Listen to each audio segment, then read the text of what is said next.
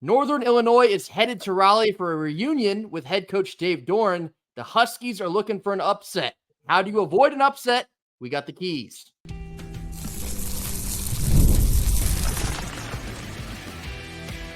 You are Locked On Wolfpack, your daily podcast on the NC State Wolfpack, part of the Locked On Podcast Network, your team every day. What's up, Wolfpack Nation? It's time to get locked in with Locked On. Thanks for making Locked On Wolfpack your first listen each and every day. We are free and available wherever you get your podcasts and on YouTube, part of the Locked On Podcast Network, your team every day. Our Friday sponsor is FanDuel. Place your first $5 bet and you'll get started with $200 in bonus bets guaranteed on FanDuel. Head on over to FanDuel.com in order to get started. Happy Friday to all. As always, I'm Grayson Boone, joined by former Wolfpack defensive tackle Kenton Gibbs.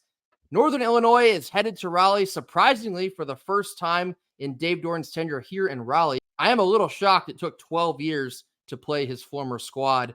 They're a MAC team looking for action, and we hope to give them some when they arrive at 12 noon in Carter-Finley. But before then, we need to have some keys to avoiding an upset. Let's get into Kenton's keys. Kenton, what do you got for us? The first key is a QBR of 60+ for CJ Bailey. I think that offensively, our path to winning is not running the ball extensively. I really don't. As much as I would love to say, hey, we should be able to lean on Northern Illinois' defensive line and push them around, we are shuffling starters at game 5.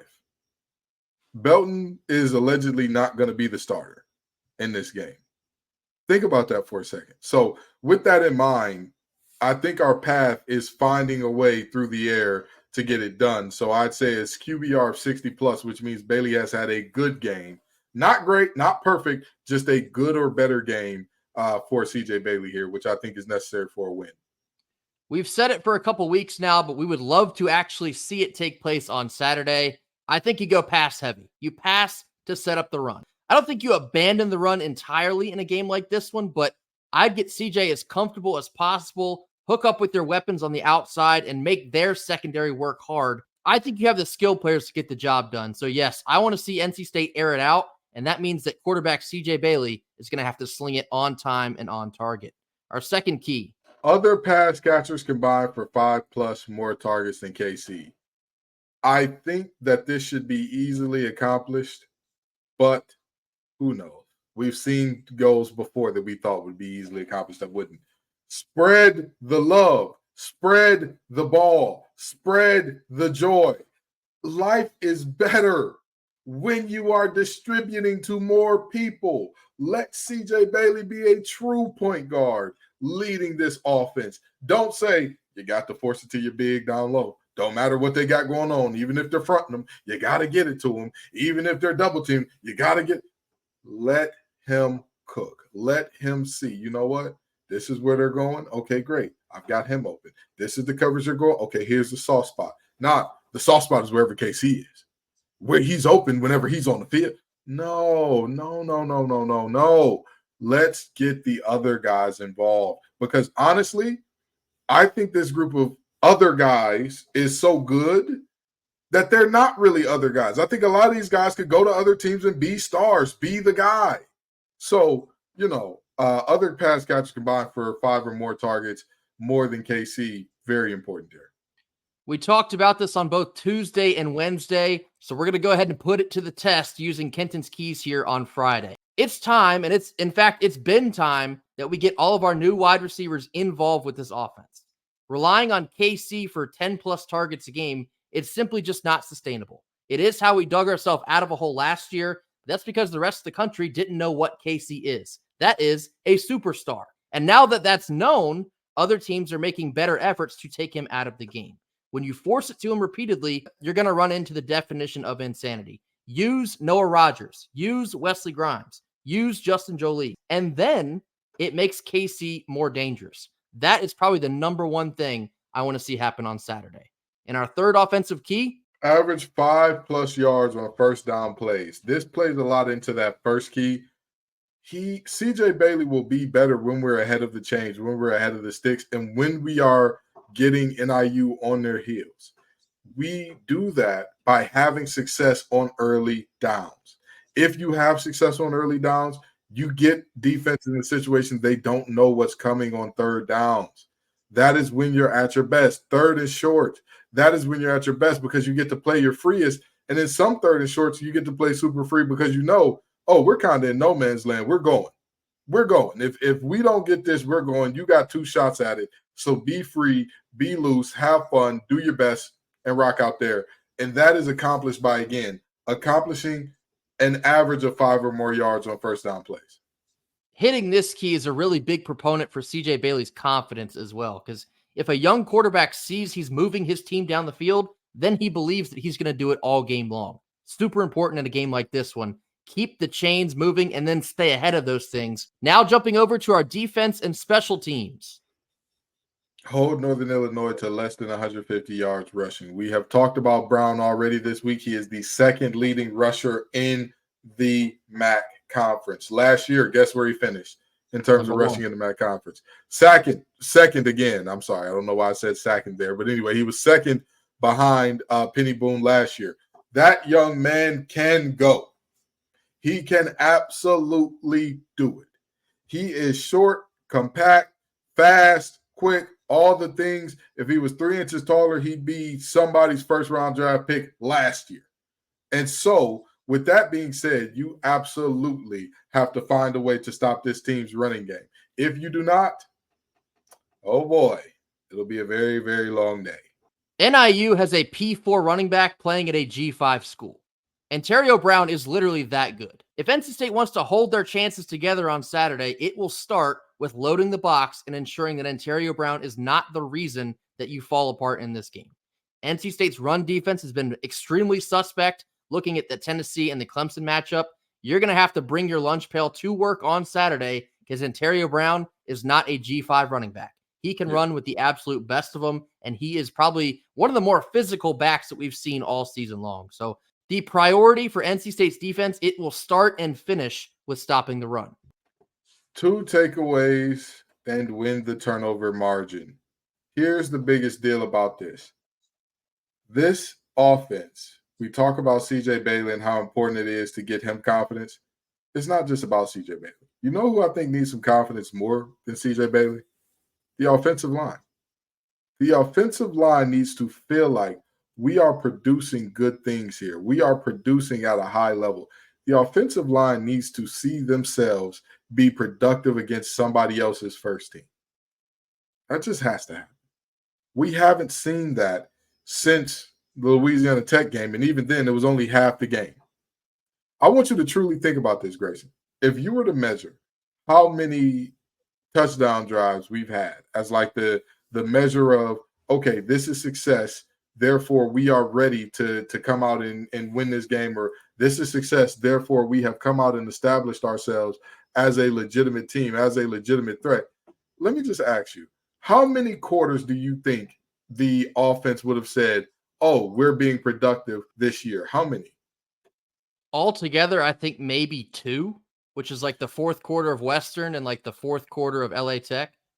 So you would have 3 from Western Carolina. You scored 1 touchdown in the first, 1 touchdown in the second, and 3 in the fourth quarter there. So you'd have a total of 3 quarters from that game where you felt good. You did not score a single offensive touchdown against Tennessee, so you don't have a quarter there where you're feeling good and productive offensively. You have 2 against Louisiana Tech, which brings you to a grand total of 5.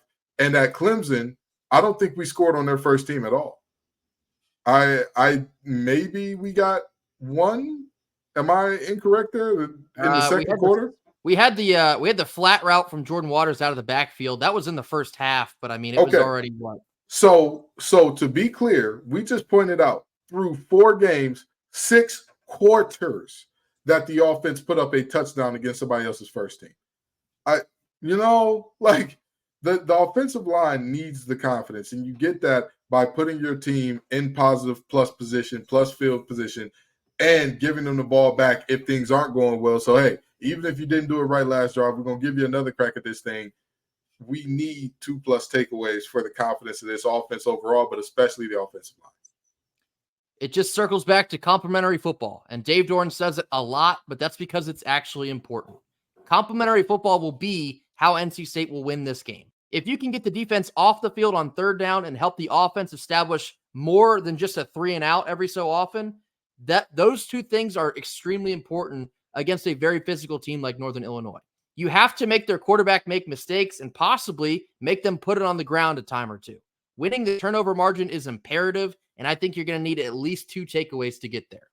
In our third and final defensive or special teams key, 0 Northern Illinois receivers over 60 yards. I say that for this reason.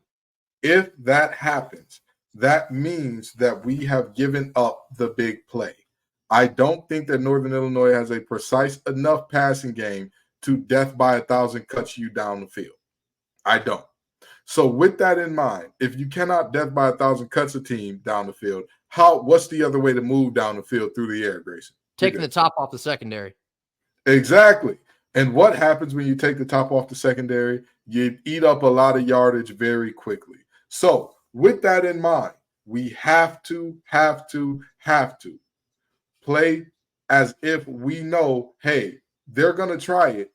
They're going to try to hit those deep balls, but I think that we can rally and tackle and do what we need to do in terms of keeping each individual receiver from going off and being great. Again, I think that we have a very deep receiver room. I don't think that they do. I don't think they have a receiver room that's deep enough to where I'm looking up like, well, damn, 3, 4, 5 guys all got 50 yards. I don't think they have that type of receiver room. I just don't, but we'll see. I told you the name in Thursday's episode. It's Trayvon Rudolph. He is their CeeDee Lamb. He is their Zay Flowers from Boston College. He is their Tyreek Hill. You name it. That is the guy that makes their offense go through the air. He is their number 1 wide receiver. He's a demon when they put him on special teams. You cannot let that guy beat you with an explosive play or 2. That's the guy they're going to look to do it, him and their running back, Ontario Brown. Take those 2 out of the game. I'm more so concerned with Trayvon Rudolph than I am Brown, but Trayvon Rudolph, if there's a guy that's going to beat you over the top, it's more than likely going to be him. You cannot let that happen. Limit the explosive plays and take away their pass game as a whole. Coming up next, we're going to get into Fan Friday, addressing our top comments of the week. This comes after a quick word from our sponsors. Our first Friday sponsor is Robinhood. With Robinhood Gold, you don't need a silver spoon to eat up the financial favors of the 1%. Robinhood Gold allows others to get the rates and perks usually reserved for the high society. Now, the resourceful individual with Robinhood Gold can earn the very liberal rate of 4.5% APY on uninvested cash, receive unlimited 1% deposit bonuses, and be rewarded with the handsome 3% retirement boost on an IRA account. Robinhood Gold provides the privileges of a high net worth for any net worth. These generous benefits are now available for only $5 a month.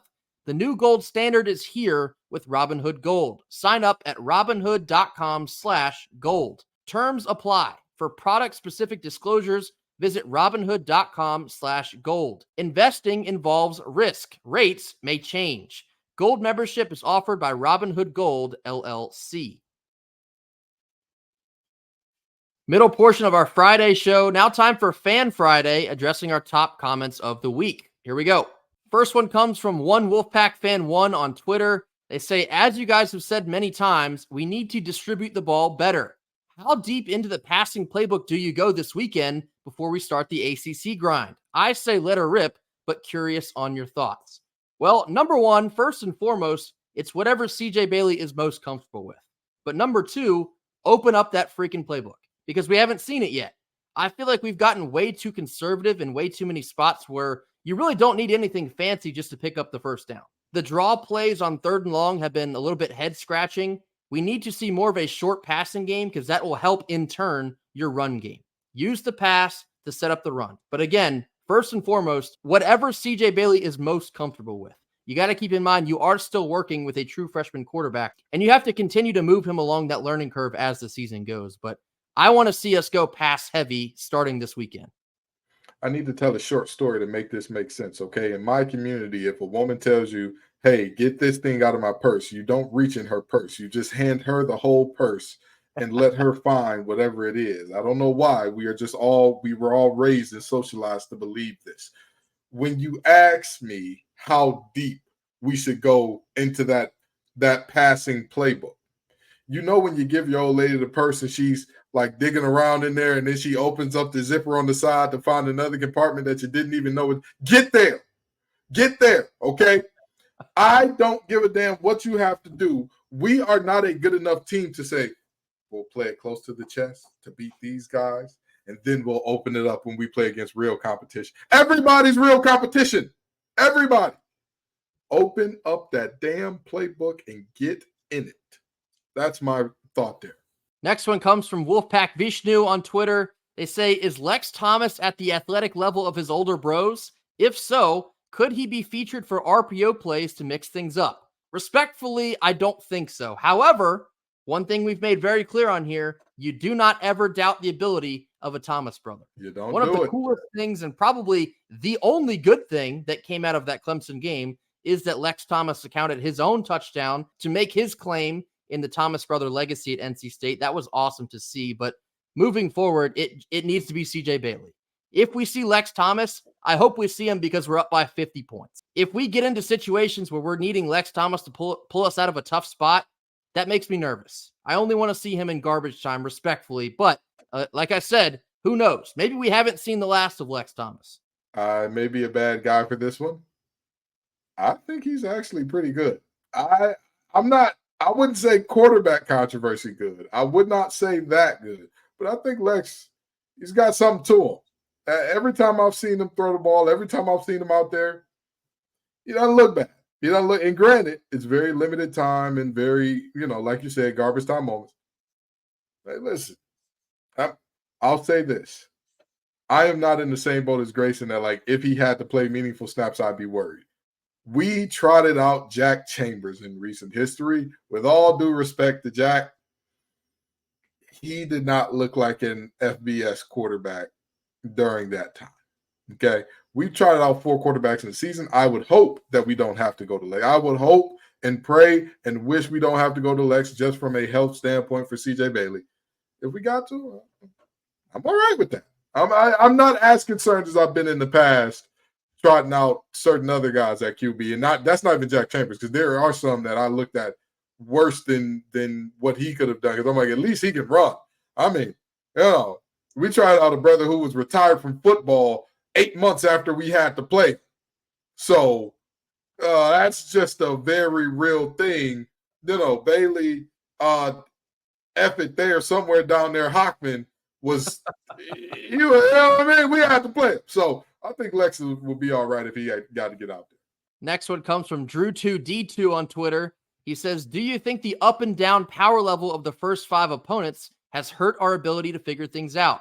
Effort level from this team has looked flat. I'm assuming this is in context of playing FCS, then SEC, and then G5, and then top of the ACC.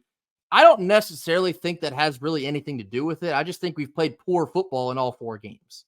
And sure, maybe there is a little bit of up and down that you have to deal with, but I think there's just so many things that have gone fundamentally wrong. It really doesn't matter who you're out there against. Like I've kind of said, it doesn't matter if you're against Wake Forest or Arizona State, whatever the team is. If you're not playing sound fundamental football, you're going to fail. So the number one thing is you got to get yourself right before you even look ahead about who you're about to play. I think the second sentence of this is much more indicative of anything and answers your first sentence. I don't think the up and down has mattered. I think the effort level being flat has.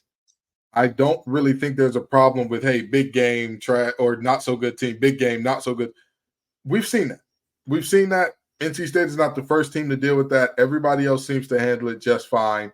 I think that this is a thing where the effort level is hurting the ability to figure things out, because one thing that Coach Wilcher always told us at Cass Tech, we don't coach effort.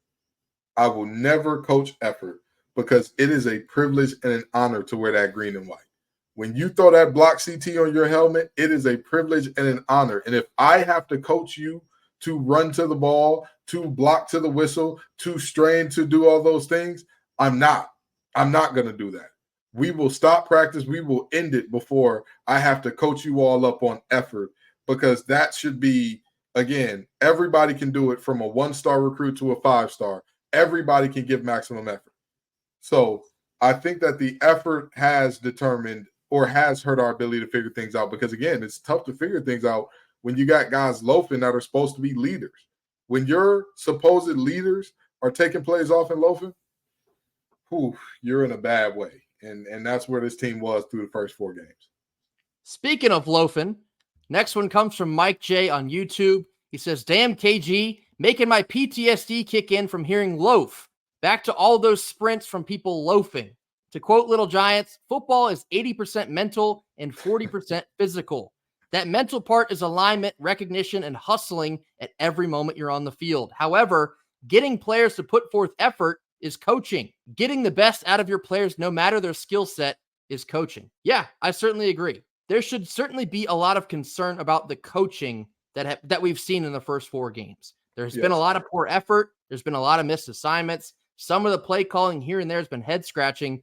All of that circles back to coaching and leadership as well. When the two of those things are not getting the job done, the whole team is bound to fall apart. And I think that's a lot of what we've seen so far in 4 weeks. I want to make one thing extremely clear. I've talked about the fact that, hey, coaches are putting players in position to make plays. However, the plays aren't being made. That does not mean that the coaching has been perfect. That does not mean that this is 100%. What I've seen is 100% on the players. I'm a player who believes I'm a media member, former player who believes if a coach has to pump and prime you to try hard, get your ass off my field. Go home. Take your helmet off. Take your shoulder pads off. Take your jersey off. Don't even worry about it. Keep the NIL money. Give the scholarship back. Go home. With that being said, it is absolutely up to a coach to have his team prepared, to have his team having a good lather, to have his team ready to come out of the gates so that we don't see what we saw in that first drive against Clemson. A lot of people think about the 55-yarder, but before that 55-yarder, there were 4 plays required to get down to or to get to their own 45? 4 plays required to go 20 yards, essentially. That means your opponent is averaging a first down every 2 plays. Not good. So, this is ultimately, I look at this moment and I say, hey, the coaching does need to be better. And the coaching in terms of coaching up effort and all that, I'm a huge believer, huge believer. I don't care if you're a gamer. I don't care if you're good on game day and you're this freak of nature on game day. If you don't practice the right way, you ain't going to play with me. You ain't going to play. If you do not show me, hey, this is what I'll do in the game, coach, I don't want to have to count on you being a different guy on Saturday than you were Tuesday through Friday. I don't want to have to count on that. That is a bad bet that I never want to take. I want to take guys on that field that show, hey, every single day and everything I do. In the walkthrough, I want to be an All-American. In the third period, I want to be an All-American. In individual, I want to be an All-American. And everything I do, I want to be an All-American. So I absolutely agree. Coaching is part of that. And identifying guys who will give the effort is also part of that coaching. And last one comes from Mike Harris on YouTube. He says, it's coming down to who and what is NC State football. They haven't had an identity in the last 4 games. It's a failure of leadership in the team and a failure of coaching on their part. As a player, you must demand yourself maximum effort, pedal to the metal every down. As a coach, instilling that passion and guidance is paramount. The idea of losing is what you hate more than anything. So honestly, that's a little bit of a reiteration there. We don't really know what this NC State football team is after 4 games. That is a problem. That's extremely concerning. However, there is a little bit of a parallel looking back to 2023. At the same point of the season, we were asking very similar questions. Now, what they figured out after getting humiliated at Duke was they're going to double down on toughness, simplifying the things that do work and throwing out the things that don't work. And then that team proceeded to go 5-0 from there on out. There's been a lot of parallels between 23 and 24. I'm looking at this Northern Illinois game as basically like the Marshall game from last year. The Marshall game, you had some new pieces in the game, kind of starting to figure out what kind of team you wanted to be. I think that's a very similar feel to what we're going to have on Saturday. NC State needs to figure out what kind of team they are, what kind of leadership they want to have, and how they want to finish their season. They have 8 games that are in their control. Their destiny is in their hands. It's up to them to see how they handle it. I 1,000% agree with you, Mike. It's a failure in leadership in the team. It's a failure on the coaching part. The identity has not been there. That absolutely. The maximum effort part, pedal to the metal every down part, absolutely. The idea of losing is what you hate more than anything. Here's a fun fact about me. I had never played a football game in my life that I lost and didn't cry afterwards. Now, granted, might not have been in front of everybody, but at some point in time, maybe it was on the drive home, maybe it was in my bedroom by myself. I felt like I had failed the team, even if I didn't play a snap. I would look at myself and say, what could I have done better during the week to get more snaps to positively impact winning? That would be my question to myself. And it meant the world to me. What I could or could not do, I just physically could or could not do, but it meant the world to me. I don't feel like it means the world to guys. Hey, I've got to get this. I've got to. The coach can't provide the fire. They can add a little fuel when the light starts to get a little dim there. They can add a little fuel. They can get you going. They can do what it takes. As a player, you've got to come with the fire. You've got to come with the fire. And again, one of my biggest things about this team that I think has gone wrong is, again, our money year guys are dropping their money and dropping the team as a byproduct of that. So it is on the coaches to stoke that fire, but it's on the players to bring the damn fire. It's on anybody who knows me knows how much I sing Aiden White's praises and how great he is. He has not looked interested this year. I love watching that man play football. He doesn't look interested as interested as he has in the past. Anybody who knows me knows I was a believer. I was pulling the same routine that I did with Devin Carter, and this is his year. He's going to break out this year. This year he's going to break out. I did the same thing with Belton. I said, this is his year. No, this is his year. No, he was good last year. He's going to be really good this year. And now you're on nightcap for spitting on the guy. That's, hey, Shannon Sharp and Ocho Cinco are talking about you, not for your ability to draw people into the dirt, but because you're hawking the loogie. Hawk Tua. Coming up next, we're going to get into our final thoughts and predictions ahead of Northern Illinois after a quick word from our sponsors.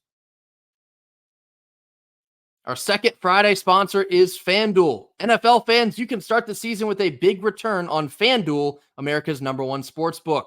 When you get a hunch in the middle of a game, you can check out the latest stats, view live play-by-play, and so much more on the very same page that you're placing all of your bets. You'll get started with $200 in bonus bets guaranteed when you place your first $5 bet. So you got to get on over to FanDuel. If you're laying the lumber on NC State to cover a 6.5-point spread on Saturday, waste no more time. Head on over to FanDuel.com in order to get started. Last couple minutes of our Friday show. Now time for our final thoughts and predictions ahead of this Northern Illinois matchup in Carter-Finley, 12 noon on Saturday. We're on the CW network. That's a little bit of good juju. The CW network is doing their best to try and will this NC State football team back to life. Kenton, what are your final thoughts ahead of this matchup tomorrow? I need to see more defensively. I need to see more defensively. I need to see effort. I need to see alignment. I need to see assignment. I need to see tackling. If I see those things out of this team, I have no problem with saying, hey, I may have had my expectations reset higher. But at the moment, I struggle to see more than 6. I really do. I struggle to see more than 6. And again, I know my hot take was that they can get to 8. 8 is still on the table. I'm saying that because, again, that is meant to be a hot take. That is meant. They can show me in this game, hey, we are who you thought we were in the beginning of the season. Hey, this defense can get guys on the ground because they got a hell of a challenge coming up with Brown. And honestly, for the rest of the season, I don't think that they'll see – I think they'll see 2 backs that are better than him for the rest of the season. Just 2. You can figure it out. I'm not going to go over which ones are worse, but I think they'll see two guys that are better than them. So with that in mind, they have to figure out what they're going to be and how they're going to be it. And this game, to me, this game right here is why me and Grayson are diametrically opposed on the biggest game of the season thing. I don't believe in it for teams that are not like there. If you're not right there, have shown, hey, I'm a conference champ and I've earned the right for you to say I can overlook certain games. This game is huge for the rest of the season. Objectively speaking, this game is massive for the rest of the season.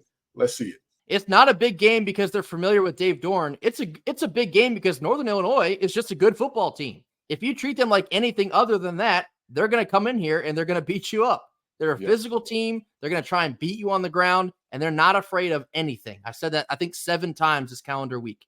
Not afraid of NC State. For NC State's offense, we said it all week. I'll say it one last time here on Friday, hoping we see it tomorrow on Saturday. Air it out. Let your dogs be your dogs. Let your horses run free. Let your soldiers be your soldiers. You brought Noah Rogers and Justin Jolie and Wesley Grimes. You brought back Dakari Collins for a reason. Let them be who they are, and that is dynamic pass catchers. If you get all of them more involved in this offense, that will only make KC Concepcion more dangerous than he currently is.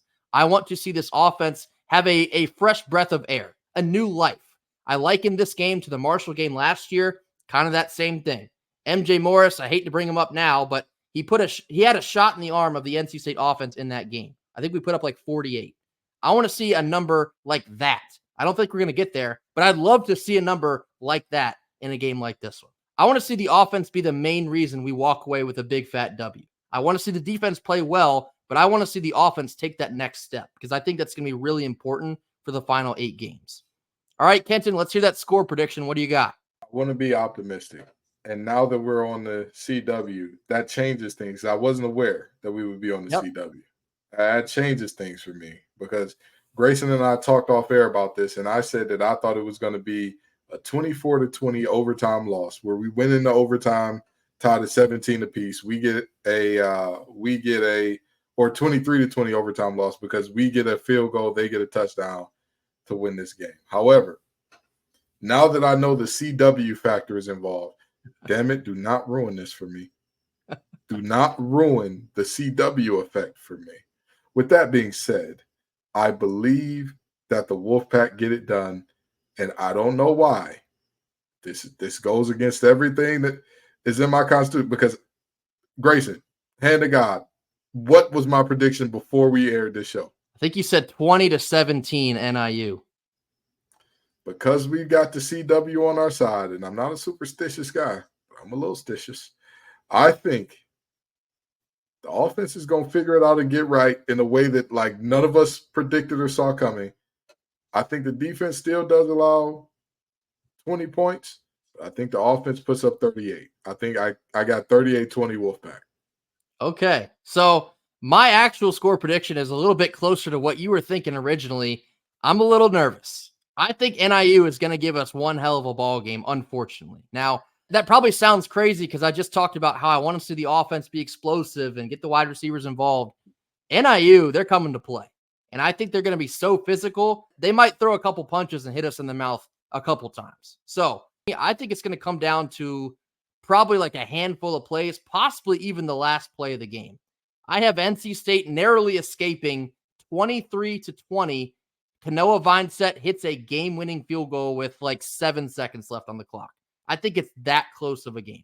I hope I'm wrong. I hope we blow them out. I hope, like Kenton said, we win 38-20. NIU makes me nervous, but I think it's going to be a really tightly contested ball game.